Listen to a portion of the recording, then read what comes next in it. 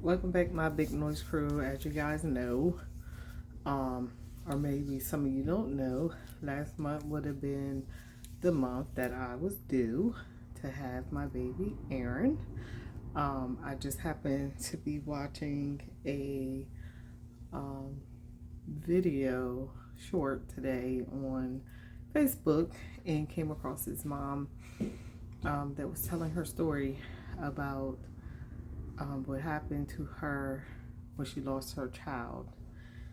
And she wasn't talking, she just had like the little subtitles.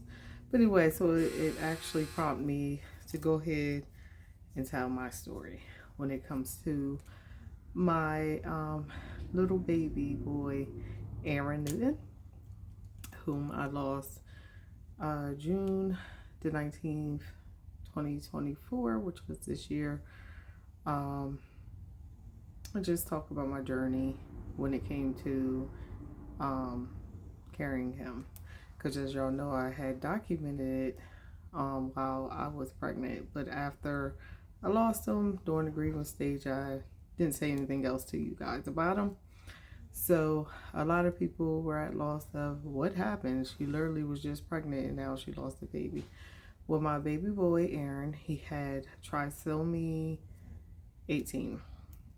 I'm going to read what Trisomy 18 is so that y'all can better understand it. Trisomy 18, also known as Edward syndrome, is a rare genetic disorder that occurs when a baby is born with 3 copies of chromosome 18 instead of 2. So he had 3 of the chromosome 18. This can happen for an unknown reason at the time of conception, affecting all or some of the baby cells. Trisomy 18 can cause a number of physical characteristics and health problems, including appearance, organ defects, growth, development, and other health problems. Trisomy 18 is usually not inherited, but occurs by chance. Many babies with trisomy 18 die before birth or within the first month of life, but some children can live for several years. The outcome depends on a number of factors, including the percentage of cells affected, the location of the duplicate portion of the chromosome, and the baby's birth weight and length. So that is what trisomy 18 is. First time ever experiencing it, that was my 9th pregnancy, and never have I ever experienced it. So you get, at my age, they called it high risk. So of course I had to get all the things done, all types of testing, and that is of course part of one of the testing. It came back that there was a possibility that he could possibly have it, and I would have to do further testing to be completely sure of it. You can do it by tissue, them removing tissue from the placenta and other things, but it's pretty tricky because some of those things actually cause miscarriages. I opt out for the ultrasound. He actually grew past what they said should have been the time that he passed. Within the first 12 weeks is usually when they pass, but Aaron actually lived up to 18 weeks. My journey to that point actually was pretty interesting. Very interesting. Because the first few weeks of my pregnancy, once I found out my children were sick, actually I did a video on that. My children were sick and I'm thinking I'm sick. Went to the doctor, went to the hospital with them. Of course, Aaron's there. Everything's fine. Come home. And so come home. That was a Saturday. Sunday after church, I was laying down, talking to my husband, and I felt a gush. And it was blood. So I went to the hospital that night morning, and the doctor there, I believe I told you guys about the doctor that was just like, the baby's dead. The baby wasn't dead, but the baby's dead, hemorrhage and all those things. For y'all that don't know, that are just tuning into this, had a hemorrhage. Baby was fine though, but the doctor said that the baby was dead at the hospital. My actual doctor seen that he was fine, gave me ultrasounds, kept checking my levels to make sure he was fine. Later on down the road, the lady I was seeing at my doctor's office ended up leaving. So then I had my doctor that was retiring this year. Okay, June of this year. So I'm devastated because now I have to find a whole nother doctor. Like, they wanted me to find a whole nother doctor, another practice, because the only doctor that was there was retiring. So freaking out about that. Then what was I, like 10 or 11 weeks is when was it 12 weeks? When I got my tests done, found out that he had trisomy. And I lied to you not, guys. Talking to God in the shower one morning about the baby. And I'm just like, what's going on here? And he's like, he won't be here long. Yep, that's what he told me. He won't be here long. This isn't about him. This is about your faith. Your faith in me. How do you swallow that pill? When it's coming from the Father, the one that created that baby. How do you swallow that pill? How do you not be upset? How do you be okay with it? How do you be okay with it? You gotta be okay with it, right? He's letting you know in advance. Leave him alone. So, comfort came over me. Like a moment of comfort came over me because he knows all, right? And I said, okay. Didn't quite understand it, but okay, Lord. So I'm going on with the pregnancy. Building my faith in God. Building it like never before. Because it was about my faith. It wasn't until actually after he was gone. So I was okay with it. And I'm like, everything that was coming up against him, he still kept remaining. And I'm like, well, maybe, started second guessing. Oh, Lord, maybe that's not what you meant. Because he's still thriving, growing like he's supposed to. Ebony, he's not going to be here long. This is about your faith in me. Swallow the pill again. Hard pill to swallow, but okay, Lord.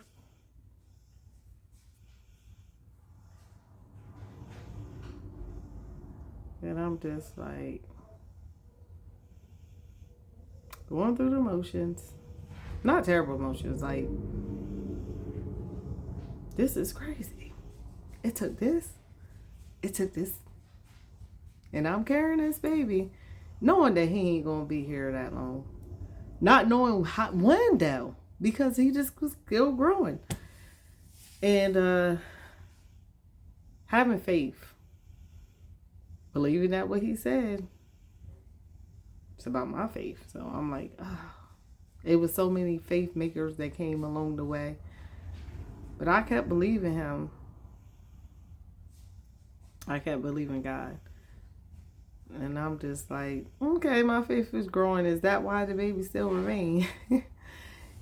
Mm-mm. So the same week actually that I lost Aaron, it was a YouTuber who had experienced this very thing that I am experiencing. Her story just kept popping up on my timeline. I'm like, what? I'm not even searching this stuff. Why is this constantly over and over and over again? So finally I went on and watched, and I'm like, oh my gosh, Lord, no. Because her baby passed. She went in. She was showed us she was saying she had to deliver the baby. I think her baby was 16 weeks though. And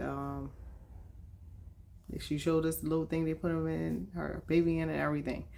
And I'm just like, are you preparing me? It's about to happen. See, me and God got this thing. Ever since I was a little girl, the gift of knowledge. And I always called it sudden thoughts. Because it would happen. That I would have a sudden thought, and still do, and it would happen ever since I was a child, a little kid. So it wasn't until I, started trusting in God, learning God, when I finally learned out it's a whole gift. But I knew. I was like, okay, it's about to happen. So the day before Father's Day is when I knew that I was losing them. I was like, oh my gosh, she's gone. Didn't say nothing to my husband, Dad, because I don't know. Father's Day was literally the next day. So I'm like, okay, all is well. All is well. Go to church on Father's Day, and I started spotting at church. And I told my husband, and he prayed for me. And I called my doctor. Now this is one thing I just totally despised during this time, because my doctor, as I said, was retiring in June. This happened in June.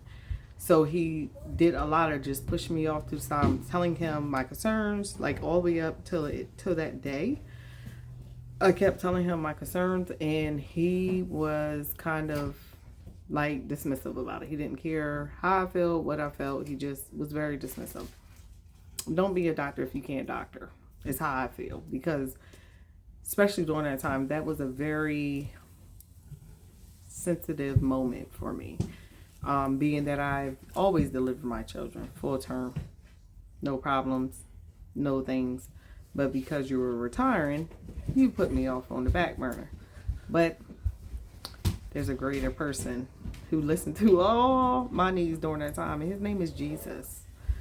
So I'm grateful for Abba, because without him during that time, I probably wouldn't have made it where I'm at now. So I'm telling them, I'm bleeding. Can you please go sit down, Joe? And they're just like, dismissive. Oh, maybe it's the hemorrhage. Maybe it's this, maybe that. So anyhow, so Father's Day passed.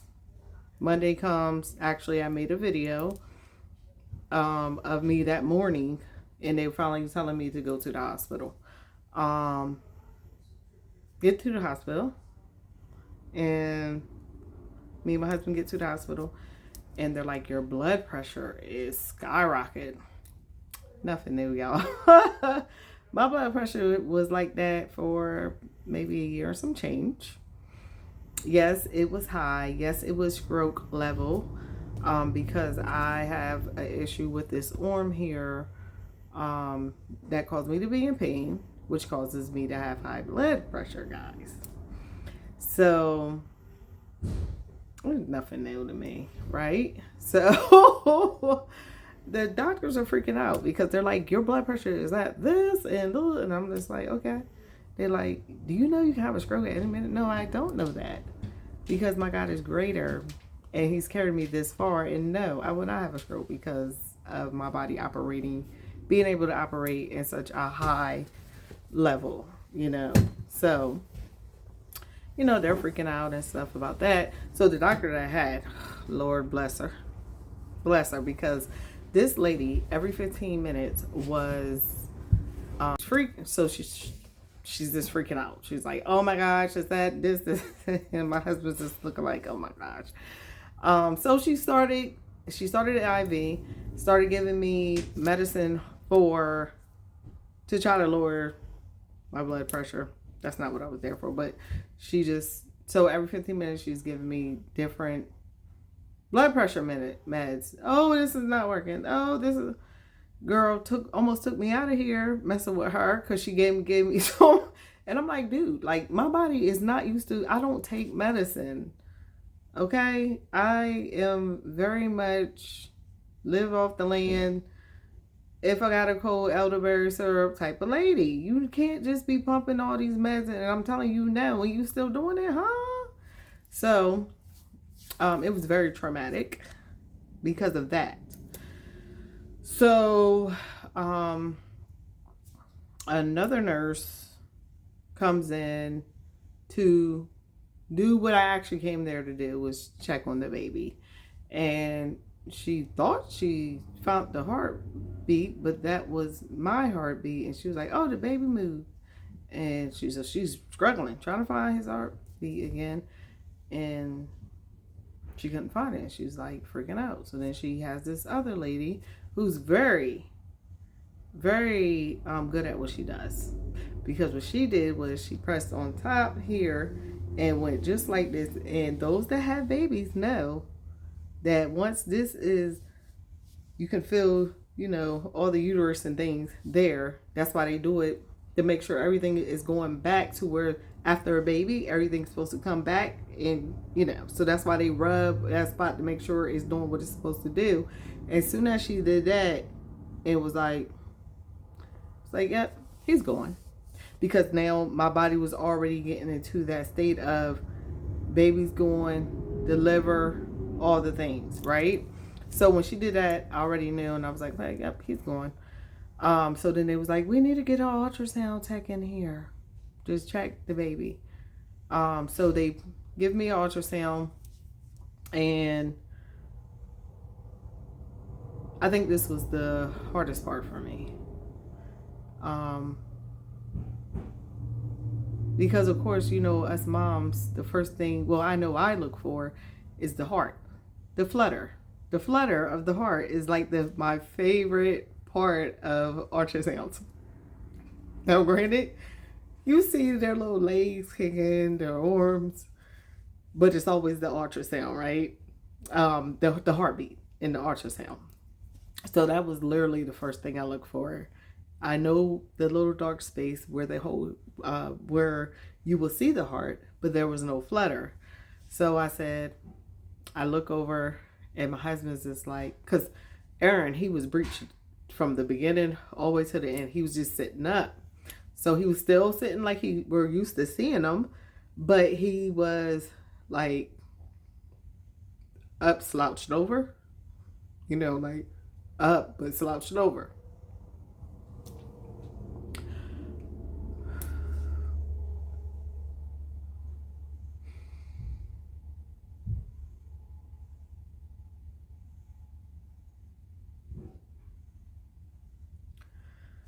Whew.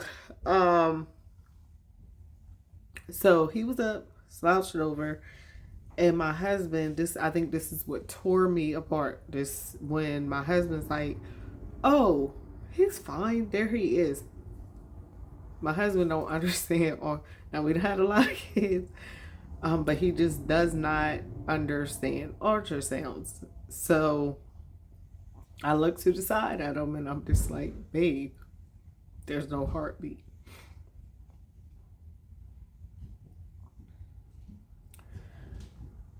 The disappointment, the hurt on my husband's face is what tore me completely, because he's just like, what? Like, I can't even explain the face. But so thank God for I'm telling you, the Lord will place people in your path. Amazing people in your path. So, as y'all know, I'm not sure, well, maybe you don't know, when a baby passed, they're not allowed to give you the prints of your ultrasound of your baby passing. But she said, I know you love this baby. And she printed those prints and she told me to stick them in my purse, and I did. I said, the Lord placed people, because I did want it. I wanted my picture, even though his heart wasn't there. I wanted my baby, and I kept telling my husband, I think the hardest thing because after they confirmed that he was going, the doctor come in there and she's just like, okay, so you can either, we're going to need you to deliver him. You can deliver him tomorrow if you like. Give me time to process, which I wanted to do the following day. And then also you need to think of funeral arrangements. Are you gonna bury him? Are you gonna cremate him? If you leave him here, we're gonna throw him in the trash. Heartless much, but I guess they do it so much they just don't even think of the mother or the family. So they're like, you might want to call around the funeral homes and check and see how much it is and all the things. So I said, yeah, I'm going to have him tomorrow. Give me time to gather myself. I'll be back tomorrow to have him. Well, not even 15 minutes later, they come in and they're like, oh, well, the doctor said you have to deliver him today. They don't want to have him in there. And I'm just like, huh? So now that's another thing. Traumatic, y'all. I'm telling you, it was just so many things going on for no reason. I'm just like, what? But anyway, no really good reason, I feel like, for them to just force me to go ahead and have him. So we go up to the birthing room. I want to say maybe it's about 12 o'clock, 11:30, because I wanted to go home, y'all. I wanted to go home. I did have him the following day, but I just wanted to go home and gather myself. But I had to stay there because of my blood pressure. They just couldn't get it down. So when they got me up to the birthing room, had another amazing nurse up there. She was amazing. She used to be a cardiac nurse, so she was just telling me why they were so concerned about my heart rate and all the things. And she administered that last different kind of medicine to me, and I was out of here. I coded out and came back. And the only thing I know is I look up and she's just like, and I'm just like, Lord, these people are going to take me out, get me out of this place. And she's just, looking for the EKG machine. I think that's what it's called. She went and found one her darn self because she was a nurse and she knew. She used to be a cardiac nurse, so she was very aware of what happened to me. Everything was fine, checked out fine. But she calls the hospitalist. I think that's the guy name. I think that's what it is, the hospitalist. They come. They are the people that does the medicine at the hospital. He comes up there, he looks at my chart, and he's snapping. He's like, don't you do that to her. Don't you give her no more medicine till 6 o'clock. And this is what you're going to give her, the lowest dose of whatever. That's only if her pressure gets to 200. He said, other than that, leave her alone. Her body's used to operating on 190, 198. You can't just try to drop her. You're going to kill her. I said, God darn it, where this been? Where you been? Okay. So I want to say 12-ish that night. 11:30 because I had him about 12. I think it was 12:30 when I actually had him. So about 11:30, they gave me some medicine to soften my cervix because my body was still holding the baby like he was alive. So they had to induce me. They told me the procedure and everything. Told me I might have to push because he was 18 weeks. He was tiny now, but my body was doing exactly what it needed to do about probably half an hour later. And I'm like, I'm in full boil labor. Somebody go get the doctor. Just happened to be a doctor that I knew from way back when. And he's the only doctor on call, so he's up here on this birth and got all these people, he kids he got birth. So he checks me, he's like, you a little bit need to thin out just a little bit more. And I'm like, listen, sir, when I am in full blown labor, it goes just like that. He leaves out, I gotta go somewhere else. Leave out, talk to my husband, and the only thing I feel is something fall out of me. I said, because at first I kept feeling from when my water broke, like blood was, water and stuff was coming down. So I'm like, babe, I'm telling you, I know that was the baby. So I'm freaking out because when he rolled, he hit my hind part and he's just sitting there. I'm like, I don't want to squish my baby. Like, I'm crying. My husband looking, he's like, that is him. Let me call the doctor, call your nurse. Somebody's got to come, because it was just the whole thing traumatic. So after they do confirm, hey, yeah, your baby's literally sitting there. They picked him up. They put him in his own little, wrapped him up. Just like they wrapped the babies up. He had his own little thing. They put his arms across. I have pictures of him. I still haven't looked back at him, but they did put pictures on this for me. His little hands, his little face. He was just so tiny, but he was like you can see his features. He was so tiny.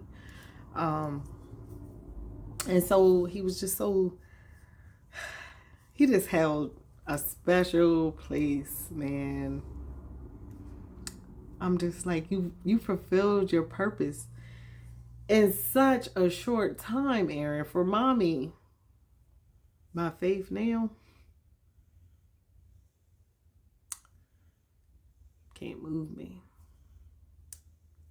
In such a short period of time, my baby taught me so much in such short period of time. So I keep asking the Lord, let me fulfill my purpose. If Aaron could fulfill his purpose in such a short period of time, mommy gotta do the same. And when they don't listen to you, because it was a big thing for me that whole time from the beginning, because I asked the guy for an ultrasound when he tried to say he was going. From the beginning to the end, when they don't listen to you, God does.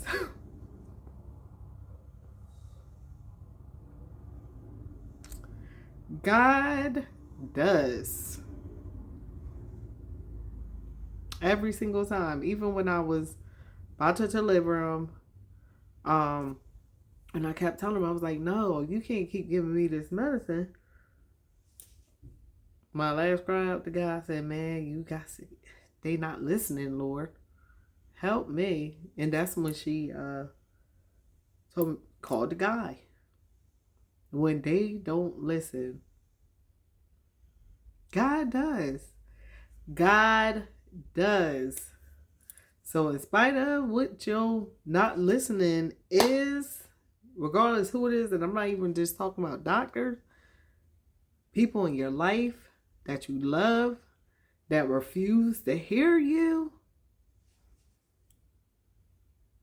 I know somebody that do hear you.